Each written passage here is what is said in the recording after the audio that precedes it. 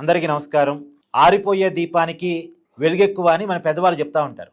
ఇక్కడ ఆరిపోయే దీపం తను ఆరిపోతున్నాననే ఫ్రస్ట్రేషన్ తోటి తన మంటని అవతల వాళ్ళకి అందించే ప్రయత్నం చేస్తుంది.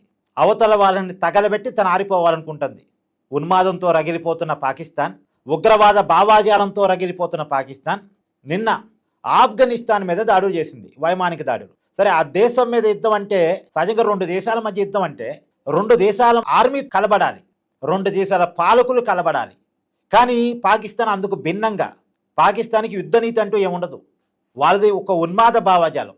వాళ్ళు ఎప్పుడు కూడా సామాన్యుల్ని టార్గెట్ చేయాలని ఆలోచిస్తారు. ఆఫ్ఘనిస్తాన్ రాజధాని కాబూల్ నగరంలోని ఒక హాస్పిటల్ని టార్గెట్ చేసి వైమానిక దాడులు జరిపారు.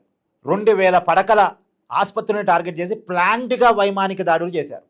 పాకిస్తాన్ చేసిన వైమానిక దాడుల్లో ఆ హాస్పిటల్లో ఉన్నటువంటి 400 మంది పేషెంట్స్ చనిపోయారు. ఈ పేషెంట్ సంఖ్య ఇంకా పెరిగే అవకాశం ఉంది.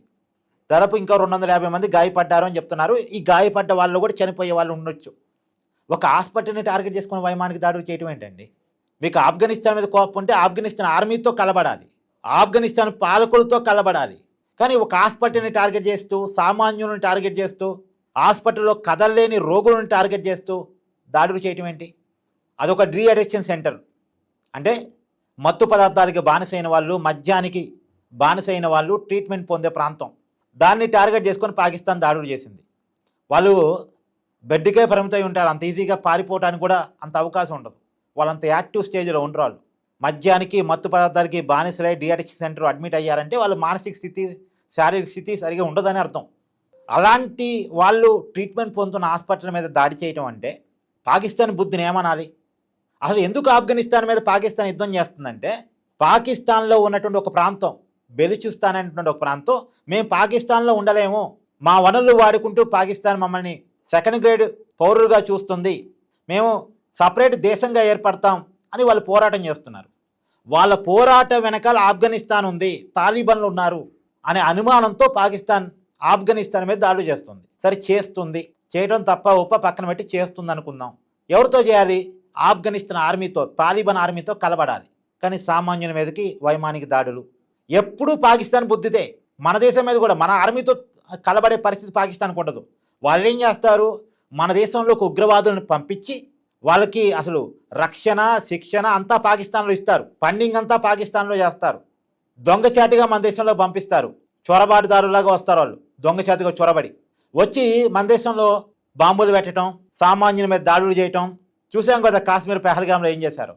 నిరాయుధులైనటువంటి కాశ్మీర్ యాత్రికుల మీద దాడి చేసి మన వాళ్ళని చంపారు 2024 ఏప్రిల్ 22వ తారీఖు. సరే, దానికి మనం బుద్ధి చెప్పామనుకోండి ఆపరేషన్ సింధూర్ ద్వారా.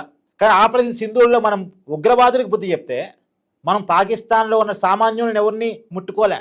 ఈవెన్ దో పాకిస్తాన్ ఆర్మీని కూడా ముట్టుకోలే. మన టార్గెట్ ఉగ్రవాదులు. ఆ ఉగ్రవాదులు పాకిస్తాన్లో ఉన్నారు.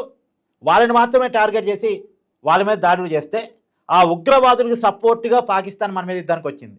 ఆ ఉగ్రవాదులు ఏదో దేశభక్తులైనట్టు. ఎందుకంటే వాళ్ళు ఒకటే. అసలు పాకిస్తాన్ అనేది ఒక ఉగ్రవాద శిబిరం, ఆ దేశం కాదు. వాళ్ళు మన మీద యుద్ధానికి వస్తే మనం 2 రోజుల్లో బుద్ధి చెప్పేశాం పాకిస్తాన్కి. ఇప్పటికీ పాకిస్తాన్ అదే ఉగ్రవాద భావజాలంతో ఊగిపోతూ ఉంటుంది. మనం చాలా క్లియర్గా చెప్తున్నాం, పాకిస్తాన్ అనేది ఒక దేశం కాదు. పాకిస్తాన్కి ఉన్నటువంటి దేశం అనేటువంటి గుర్తింపును రద్దు చేయాలి. ట్రంప్కి ఇది కనపట్లేదా పాకిస్తాన్ వాళ్ళు చేసిన పని? ట్రంప్ ఎందుకు స్టేట్మెంట్ ఇవ్వలేదు కనీసం? ఇలా భారత్ ఖండించింది. ఆఫ్ఘనిస్తాన్లో కాబూల్లో జరిగినటువంటి హాస్పిటల్ మీద జరిగిన దాడిని భారతదేశం ఖండించింది. అమెరికా ఎందుకు ఖండించలేదు ఇంతవరకు? ట్రంప్ ఎందుకు ఖండించలేదు? ప్రపంచంలో ప్రతి చిన్న విషయం మీద స్పందిస్తూ ఉంటాడు కదా ట్రంప్. ఇంత పెద్ద దాడి పాకిస్తాన్ ఒక హాస్పిటల్ మీద చేస్తే స్పందించాలి కదా.